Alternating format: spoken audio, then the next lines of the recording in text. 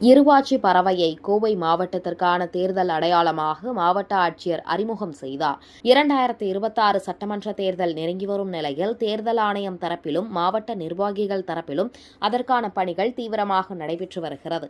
தேர்தல் குறித்து பல்வேறு விழிப்புணர்வு நிகழ்வுகள் முன்னெடுக்கப்பட்டு வருகின்றன.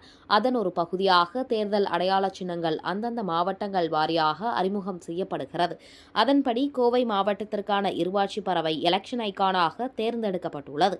அதனை மாவட்ட ஆட்சியரும் தேர்தல் அலுவலருமான பவன்குமார் இன்று அறிமுகம் செய்தார். கோவை மாவட்ட ஆட்சியர் அலுவலகத்தில் நடைபெற்ற இந்த நிகழ்வில் மாவட்ட தேர்தல் பணி அலுவலர்கள் பலர் கலந்து கொண்டனர். கோவை மாவட்டத்தில் அரிதாக காணப்படும் இந்த பறவை தேர்தல் ஐகானாக தேர்வு செய்யப்பட்டு தேர்தல் வீரன் என்றும் பெயரிடப்பட்டுள்ளது.